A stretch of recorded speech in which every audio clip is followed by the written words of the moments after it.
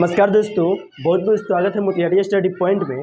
इस वीडियो में आज हम लोग जो देखेंगे वह इंटर बोर्ड परीक्षा 2025 के लिए वीडियो देखेंगे। और यह जो वीडियो रहेगा वह हिंदी का रहेगा, जो कि हिंदी का वीडियो में हम लोग देखेंगे जो भी चैप्टर पढ़ा चुके हैं, यानी कि 1 से लेकर 13 चैप्टर तक पढ़ा दिए, उसी सब चैप्टर में से VVI ऑब्जेक्टिव प्रश्न को लेकर आए हैं। यानी कि बोर्ड एग्जाम 2025 के लिए यह वीडियो बहुत ही महत्वपूर्ण प्रश्न है। यह वीडियो है जो कि 2025 के लिए 50 महत्वपूर्ण प्रश्न लेकर आए हैं। यानी कि 2025 एग्जाम के लिए 50 महत्वपूर्ण ऑब्जेक्टिव प्रश्न लेकर आए हैं, जो कि इस वीडियो को आप देख लेते हैं तो इसी 50 ऑब्जेक्टिव प्रश्न में से बहुत ऐसा ऑब्जेक्टिव प्रश्न सीधे आपको परीक्षा में देखने को मिलेगा। इसलिए प्रॉपर आप सभी प्रश्नों को अच्छा से याद कर लीजिएगा। और इसका PDF बिल्कुल फ्री में आपको चाहिए तो यहाँ पे व्हाट्सएप नंबर शो करा है 73 685 601। इस नंबर पर आप मैसेज कीजिएगा तो हम इसका PDF बिल्कुल फ्री में आपके पास भेज देंगे। और अभी PDF नहीं दे रहा है, लेकिन कुछ दिन में अभी सब PDF ऑल सब्जेक्ट का देने लगेंगे और सिर्फ इसमें ऑब्जेक्टिव देखेंगे। और इसका PDF आपको चाहिए तो इस नंबर पर जो बोले हैं उस पर मैसेज कीजिए। तो चलिए हम लोग सीधे प्रश्नों को देखते हैं। और देखिए आपको यहाँ पे जो नंबर भी शो करा है, यानी कि इसी पर मैसेज कीजिए, व्हाट्सएप से जाके हम आपके पास भेज देंगे। चलिए हम लोग सीधे प्रश्न को देखते हैं, इधर उधर के बात नहीं करेंगे। 1 नंबर जो प्रश्न है, यह प्रश्न करा है बालकृष्ण भट्ट किस युग के निबंधकार थे। यानी बालकृष्ण भट्ट जो थे वह किस युग के निबंधकार थे, तो आप याद रखिएगा भारतेंदु युग के निबंधकार थे। इसलिए राइट आंसर जो होगा वो ऑप्शन बी हो जाएगा, भारतेंदु युग के। चलिए नेक्स्ट प्रश्न को देखते हैं, यानी कि 2 नंबर प्रश्न को देखते हैं। और यह प्रश्न देखिए क्या कह रहा है दमयंती स्वयंवर किस लेखक की रचना है। यानी दमयंती स्वयंवर जो है वह किस लेखक की रचना है, तो आप याद रखिएगा बालकृष्ण भट्ट की रचना है। इसलिए राइट आंसर जो होगा वो ऑप्शन सी हो जाएगा, बालकृष्ण भट्ट का। आइए 3 नंबर प्रश्न को देखते हैं। यह जो प्रश्न है कह रहा है बालकृष्ण भट्ट का जन्म हुआ था। यानी बालकृष्ण भट्ट का जन्म कब हुआ था, आपसे अगर परीक्षा में पूछेगा तो आप याद रखिएगा 23 जून 1844 को हुआ था। यानी 23 जून 1884 दिया है तो यही नहीं होगा, 23 जून 1844 दिया है तो यही राइट आंसर होगा, यानी ऑप्शन बी हो जाएगा। अगर परीक्षा में आपसे पूछेगा कि बालकृष्ण भट्ट का जन्म कब हुआ था तो 23 जून 1844 में हुआ था। इस बात को आप याद रखिएगा, इसलिए राइट आंसर जो होगा वो ऑप्शन इसका बी हुआ था। आइए 4 नंबर प्रश्न को देखते हैं। यह प्रश्न कर रहा है वाद विवाद संवाद क्या है। यानी वाद विवाद संवाद जो है वह क्या है, तो आप याद रखिएगा आलोचनात्मक निबंध की पुस्तक है। यानी वाद विवाद संवाद क्या है, तो आलोचनात्मक निबंध की पुस्तक है। इस बात को आप याद रखिएगा, इसलिए राइट आंसर जो होगा वो ऑप्शन ए होगा, आलोचनात्मक निबंध की पुस्तक। चलिए 5 नंबर प्रश्न को देखते हैं। और यह जो प्रश्न है कह रहा है बातचीत शीर्षक निबंध के निबंधकार कौन है। यानी बातचीत शीर्षक जो है उसके निबंध के निबंधकार जो कौन है, तो आप याद रखिएगा बालकृष्ण भट्ट जी है। इसलिए राइट आंसर जो होगा वो ऑप्शन डी हो जाएगा, बालकृष्ण भट्ट जी।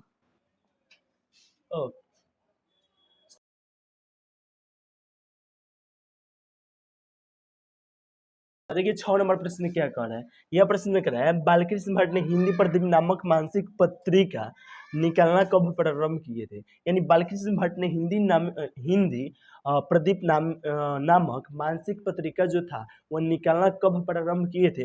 ऑप्शन ए करें 1877, ऑप्शन बी करें 1888, ऑप्शन सी करें 1890, ऑप्शन डी करें 1894। तो आप याद रखिएगा 1887 में किए थे। इसलिए राइट आंसर जो होगा वो ऑप्शन ए होगा। यानी कि प्रश्न पूछा गया था कि बालकृष्ण भट्ट ने हिंदी प्रदीप नामक मासिक पत्रिका निकालना कब प्रारंभ किए थे, तो 1877 में किए थे। इसलिए राइट आंसर ऑप्शन ए हुआ था। चलिए नेक्स्ट प्रश्न को देखते हैं, यानी कि 7 नंबर प्रश्न को देखते हैं। और यह जो प्रश्न है कह रहा है बालकृष्ण भट्ट के पिता पेशे से क्या थे। यानी बालकृष्ण भट्ट के पिता जो थे वह पेशे से क्या थे, तो ऑप्शन ए करा है चिकित्सक, ऑप्शन बी करा है व्यापारी, ऑप्शन सी करा है शिक्षक, ऑप्शन डी करा है समाज सेवी। तो आप याद रखिएगा व्यापारी थे। यानी कि बालकृष्ण भट्ट के पिता पेशे से क्या थे, तो व्यापारी थे। इसलिए राइट आंसर जो होगा वो ऑप्शन बी हो जाएगा, व्यापारी। आइए नेक्स्ट प्रश्न को देखते हैं, यानी कि 8 नंबर प्रश्न को देखते हैं। और यह जो प्रश्न है कह रहा है हिंदी कहानी के विकास में मील के पत्थर कौन सी कहानी मानी जाती है। यानी हिंदी कहानी के विकास में मील के पत्थर जो है कहानी वह कौन सी कहानी मानी जाती है, तो आप याद तो ऑप्शन ए कर रहा है उसने कहा था। तो उसने कहा था कहानी मानी जाती है। इसलिए राइट आंसर जो होगा वो ऑप्शन ए होगा, उसने कहा था। यानी कि राइट आंसर क्या होगा, ऑप्शन ए ही होगा, उसने कहा था। देखिए 9 नंबर प्रश्न क्या कर रहा है, और यह जो प्रश्न है कह रहा है तेरी कुटमाई हो गई का किस कहानी से संबंध है। यानी तेरी कुटमाई हो गई का किस कहानी से संबंध है, तो उसने कहा था कहानी से संबंध है, इस बात को आप याद रखिएगा। इसलिए राइट आंसर जो होगा वो ऑप्शन बी हो जाएगा, उसने कहा था। चलिए 10 नंबर प्रश्न को देखते हैं, और यह जो प्रश्न है कह रहा है बिना फेरे घोड़ा बिगड़ता है और बिना लड़े सिपाही। बिना फेरे घोड़ा बिगड़ता है और बिना लड़े सिपाही, यह पंक्ति जो है वह किस पाठ के है। यानी बिना लड़े घोड़ा बिगड़ता है और बिना लड़े सिपाही, यह पंक्ति जो है वह किस पाठ के है, तो आप याद रखिएगा उसने कहा था पाठ के हैं। इसलिए राइट आंसर जो होगा वह ऑप्शन सी हो जाएगा, उसने कहा था पाठ के जो है वह राइट आंसर होगा। चलिए नेक्स्ट प्रश्न को देखते हैं, यानी कि 11 नंबर प्रश्न को देखते हैं, और यह जो प्रश्न है कह रहा है बुद्धू का कांटा रासना है। यानी बुद्धू का कांटा जो रासना है वह किनका है। ऑप्शन यहाँ पे दिया है बालकृष्ण भट्ट का, या चंद्रशेखर शर्मा गुलेरी का, या जयप्रकाश नारायण की, या नामवर सिंह की। तो आप याद रखिएगा बुद्धू का कांटा जो रचना है वह वह चंद्रशेखर शर्मा गुलेरी की रचना है। इसलिए राइट आंसर जो होगा वह ऑप्शन बी हो जाएगा, चंद्रशेखर शर्मा गुलेरी की। आइए नेक्स्ट प्रश्न को देखते हैं, यानी कि 12 नंबर प्रश्न को देखते हैं, और यह जो प्रश्न है कह रहा है चंद्रशेखर शर्मा गुलेरी किस जाति के प्रमुख लेखक थे। यानी चंद्रशेखर शर्मा गुलेरी जो थे वह किस सदी के प्रमुख लेखक थे।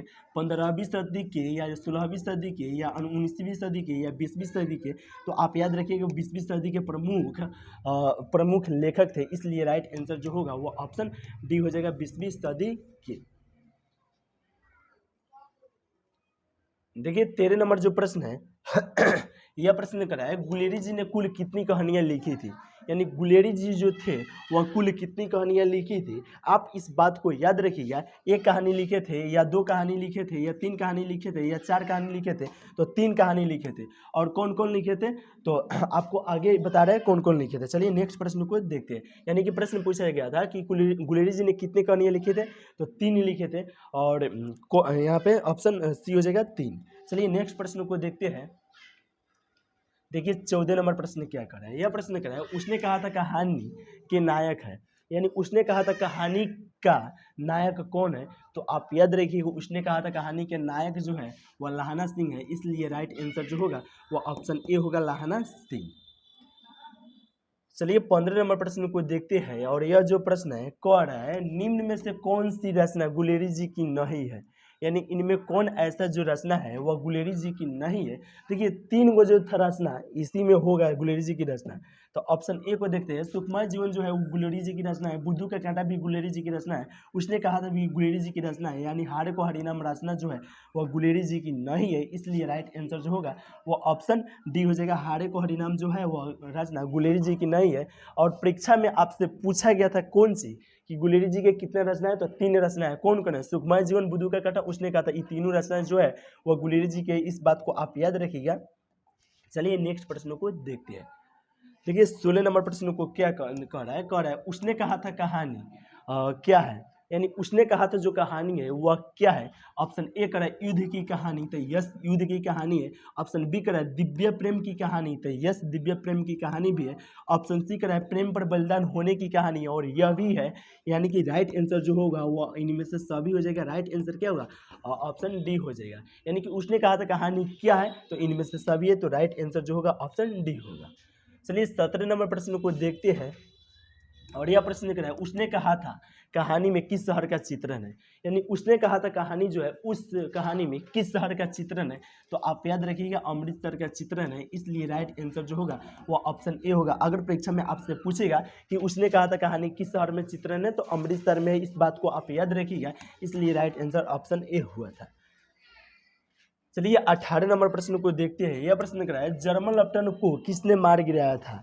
यानी जर्मन लेफ्टिनेंट को किसने मार गिराया था, तो लाहना सिंह ने जर्मन लेफ्टिनेंट को मार गिराए थे। इस बात को आप याद रखिएगा। इसलिए जो जर्मन लेफ्टिनेंट ने लाहना सिंह क्या कहा था कि जर्मन लेफ्टिनेंट को किसने मार गिराया था, तो लाहना सिंह ने मार गिराए थे। इसलिए राइट आंसर जो होगा वो ऑप्शन सी होगा, लाहना सिंह ने। आइए 19 नंबर प्रश्न को देखते हैं, और यह जो प्रश्न है कह रहा है उसने कहा था कहानी के कहानीकार कौन है। यानी उसने कहा था, किसने कहा था, तो उसने कहा था कहानी के कहानीकार जो है वह कौन है। तो आप याद रखिएगा चंद्रशेखर शर्मा गुलेरी जी जो है वह उसने कहा था कहानी के रचनाकार है। इसलिए राइट आंसर जो होगा वह ऑप्शन सी हो जाएगा, चंद्रशेखर शर्मा गुलेरी जी। चलिए 20 नंबर प्रश्न को देखते हैं। यह प्रश्न कर रहा है लाहना सिंह किस कहानी की पात्र है, यानी लाहना सिंह जो है वह किस कहानी की पात्र है, यानी किस कहानी में इनका बातचीत हुआ है। तो जो उसने कहा था एथी में है, पाठ में है, यानी कि लाहना सिंह किस कहानी की पात्र है, तो उसने कहा था पाठ में है, इसलिए राइट आंसर जो होगा ऑप्शन डी होगा।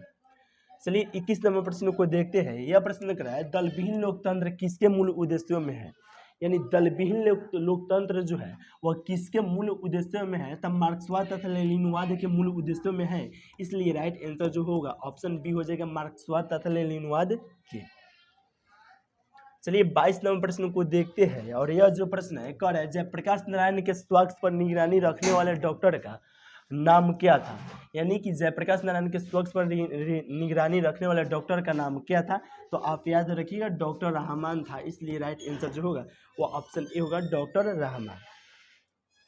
चलिए 23 नंबर प्रश्न को देखते हैं। और यह जो प्रश्न है कह रहा है किसे लोकनायक के नाम से जाना जाता है, यानी कि प्रश्न आपसे पूछा रहा है कि किसे लोकनायक के नाम से जाना जाता है, तो आप याद रखिएगा जयप्रकाश नारायण को लोकनायक के नाम से जाना जाता है, इसलिए राइट आंसर जो होगा वो ऑप्शन बी हो जाएगा, जयप्रकाश नारायण को।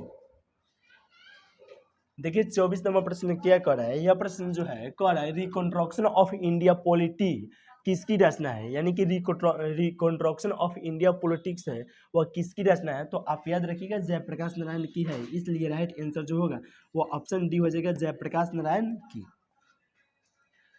चलिए 25 नंबर प्रश्न को देखते हैं। और यह जो प्रश्न है कह रहा है जयप्रकाश नारायण ने संपूर्ण क्रांति वाला ऐतिहासिक भाषण कहाँ और कब दिए थे, यानी जयप्रकाश नारायण ने संपूर्ण क्रांति वाला ऐतिहासिक भाषण कहाँ और कब दिए थे, तो आप याद रखिएगा पटना में दिए थे 5 जून 1974 को, इसलिए राइट आंसर जो होगा वो ऑप्शन डी हो जाएगा, पटना में 5 जून 1974 को जयप्रकाश नारायण संपूर्ण क्रांति वाला ऐतिहासिक भाषण दिए थे। चलिए 26 नंबर प्रश्न को देखते हैं।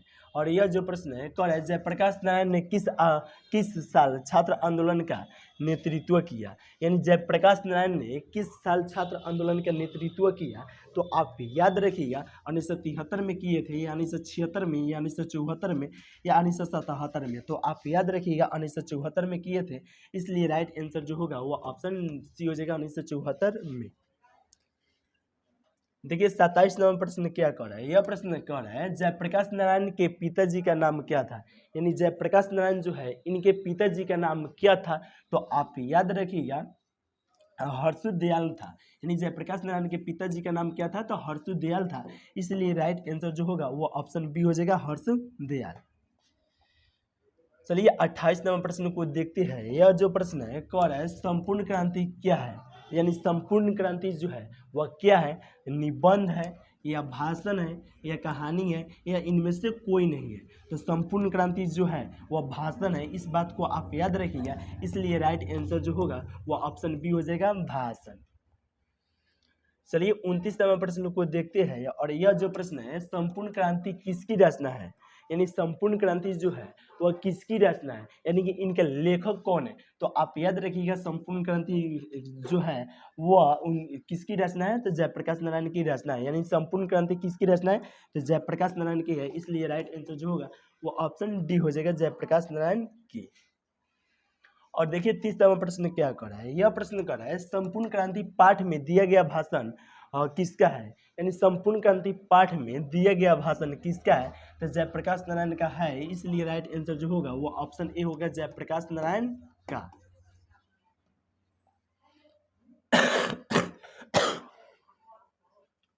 देखिए 31 नंबर प्रश्न क्या कर रहा है, कह रहा है जयप्रकाश नारायण का जन्म कहाँ हुआ था, यानी जयप्रकाश नारायण जो थे उनका जन्म कहाँ हुआ था, तो आप याद रखिएगा सीताब दियारा में हुआ था, इसलिए राइट आंसर जो होगा वो ऑप्शन बी हो जाएगा, सीताब दियारा में।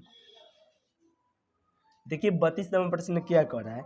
यह प्रश्न कर रहा है नारी और नर एक ही द्रव्य की ढली दो प्रतिमाएं हैं, यानी नारी और नर एक ही ढली दो प्रतिमाएं हैं, और यह पंक्ति जो है वह किस शीर्षक पाठ से लिया गया है, तो आप याद रखिएगा अर्धनारीश्वर पाठ से लिया गया है, इसलिए राइट आंसर जो होगा वो ऑप्शन सी हो जाएगा, अर्धनारीश्वर पाठ से लिया गया है।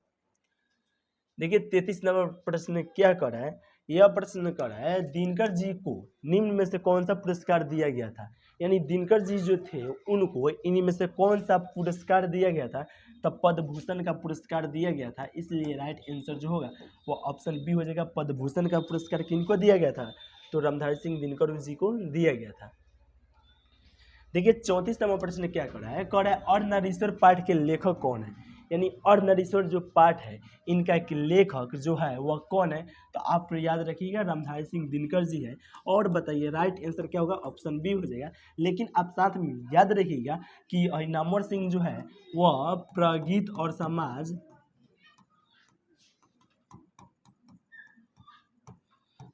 और समाज पाठ के लेखक कौन है, तो आप याद रखिएगा नामवर सिंह है। अगर परीक्षा में आपसे पूछेगा कि प्रगीत और समाज पाठ के लेखक कौन है, तो नामवर सिंह है, इस बात को आप याद रखिएगा। चलिए हम लोग नेक्स्ट प्रश्न को देखते हैं। देखिए 35 नंबर प्रश्न क्या कर रहा है, यह प्रश्न कर रहा है अर्धनारीश्वर का किस विद्या से संबंध है।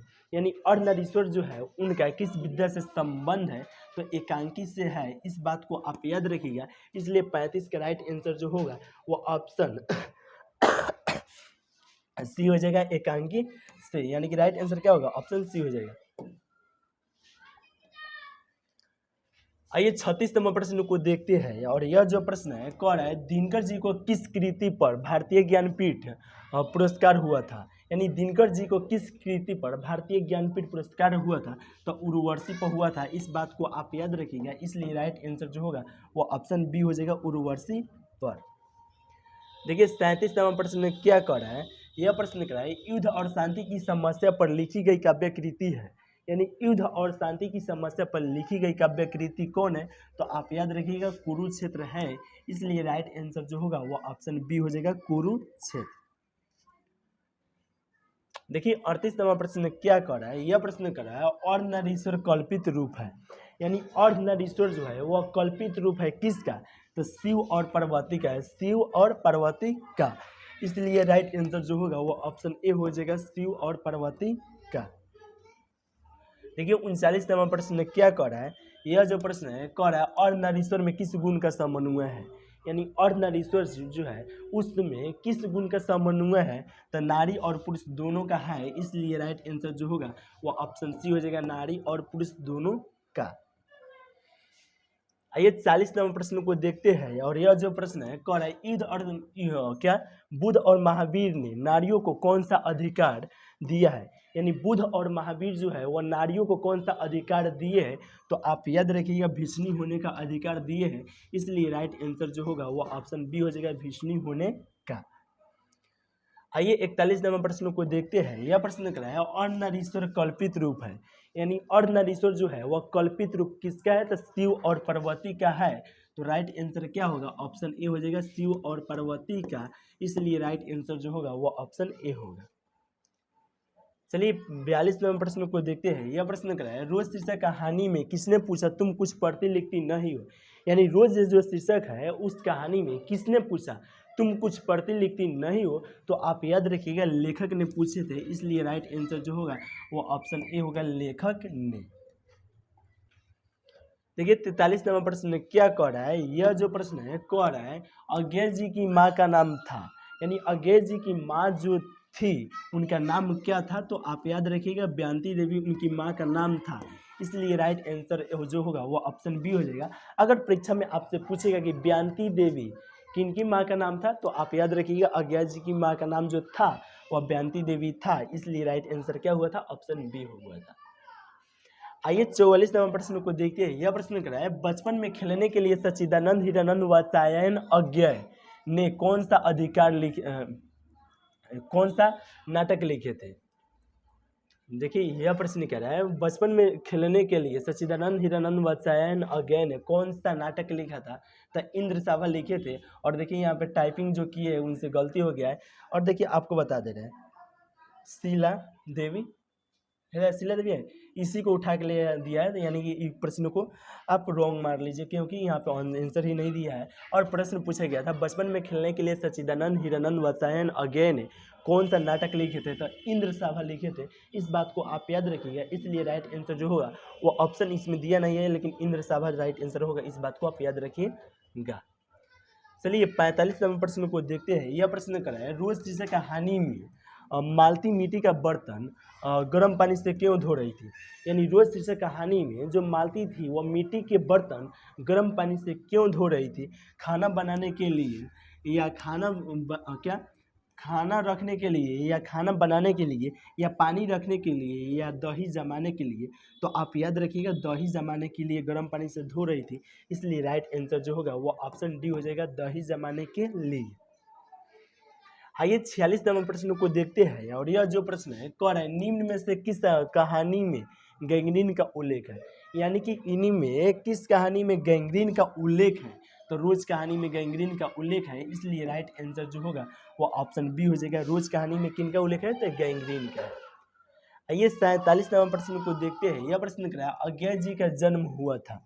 यानी अज्ञा जी जो है उनका जन्म कहाँ हुआ था। तो आप याद रखिएगा कस्या कुशीनगर उत्तर प्रदेश में हुआ था, इसलिए राइट आंसर जो होगा ऑप्शन डी हो जाएगा, कस्या कुशीनगर उत्तर प्रदेश में। अगर परीक्षा में आपसे पूछेगा कि अज्ञा जी का जन्म कहाँ हुआ था तो कस्या कुशीनगर उत्तर प्रदेश में आप मार दीजिएगा, इसलिए राइट आंसर जो होगा वो ऑप्शन डी होगा। चलिए 48 नंबर प्रश्न को देखते हैं और यह जो प्रश्न है कह रहा है तरसपतक का संपादक कौन है। यानी तरसपतक का जो संपादक है वह कौन है। तो आप याद रखिएगा सच्चिदानंद हीरानंद वात्स्यायन अज्ञेय जी है। यानी कि तरसपतक का संपादन कौन है, तो सच्चिदानंद हीरानंद वात्स्यायन अज्ञेय है, इसलिए राइट आंसर जो होगा वो ऑप्शन डी हो जाएगा। आइए 49 नंबर प्रश्न को देखते हैं। यह जो प्रश्न है कह रहा है अज्ञेय जी का जन्म हुआ था। यानी अज्ञेय जी जो थे उनका जन्म कब हुआ था। तो आप याद रखिएगा 7 मार्च 1911 को हुआ था, इसलिए राइट आंसर जो होगा वो ऑप्शन ए होगा, 7 मार्च 1911 को। चलिए इस वीडियो का लास्ट ही प्रश्न को देखते हैं और यह जो प्रश्न है कह रहा है अज्ञेय जी के पिता का नाम क्या था।